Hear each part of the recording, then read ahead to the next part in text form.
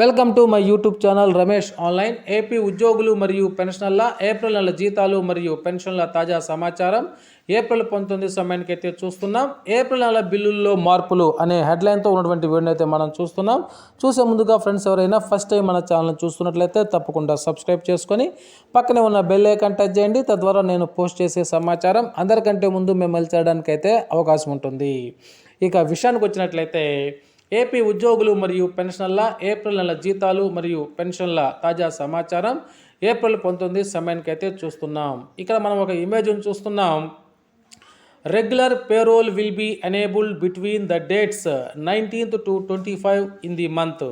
Regular salary billing చేసుకోవడానికి ఈ నెల 19 నుండి అనగా ఈ రోజు నుంచి 25వ తారీఖు వరకు అయితే సైటు అందుబాటులో ఉంటుంది. అయితే ఈ నెల శాలరీ బిల్లు చేసేటప్పుడు కొద్దిపాటు మార్పులు అయితే ఉన్నాయి. ఆ మార్పులను గమనించాలి. ఆ మార్పులు ఏంటో ఇప్పుడు ఒకసారి చూద్దాం. ఏప్రిల్లో రెగ్యులర్ జీతం బిల్లు ఓపెన్ కావడానికి సైట్ అయితే ఓపెన్ అయింది. అయితే అటెండెన్స్తో పాటుగా సిపిఎస్ మరియు జిపిఎస్ ఉపాధ్యాయుల పేర్లని సర్టిఫైడ్ చేయవలసి ఉంటుంది. ముఖ్యంగా సిపిఎస్ ఉద్యోగులు అయితే తమ యొక్క పాన్ కార్డుని, అదేవిధంగా జిపిఎఫ్ ఉద్యోగులు అయితే తమ యొక్క పిఎఫ్ అకౌంట్ స్లిప్ని డ్రాయింగ్ ఆఫీసర్లకి సమర్పించాల్సి ఉంటుంది. ఆ తదుపరి మాత్రమే బిల్లు ఓపెన్ అవుతుంది. అలాగే ఎంప్లాయీని సెలెక్ట్ చేసి రీప్రాసెస్ చేస్తే అంతకుముందు ఉన్నటువంటి పాత డిఏ పోతుంది. అప్పుడు మరలా కొత్త డిఏ వస్తుంది. సో ఇక్కడ కొత్త డిఏని సెలెక్ట్ చేసి సేవ్ చేసుకోవాలి.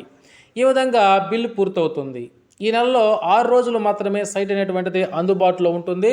కావున ఉద్యోగ ఉపాధ్యాయులందరూ కూడా తమ యొక్క శాలరీ బిల్లుల్ని త్వరగా తమ డీడీఓల చేత సబ్మిట్ చేయించుకుంటే త్వరగా జీతాలు తీసుకోవడానికి అవకాశం ఉంటుంది. ఇక పెన్షన్ల విషయానికి వచ్చినట్లయితే పెన్షన్ల బిల్లులు ఈ నెల 25 తర్వాత సబ్మిట్ చేసేటువంటి అవకాశం కనిపిస్తుంది. ఇది ఇప్పటి వరకు ఉన్నటువంటి సమాచారం. సో జీతాలు మరియు పెన్షన్ల తాజా సమాచారం కోసం చూస్తూనే ఉండండి Ramesh online. Okay friends, thank you for watching.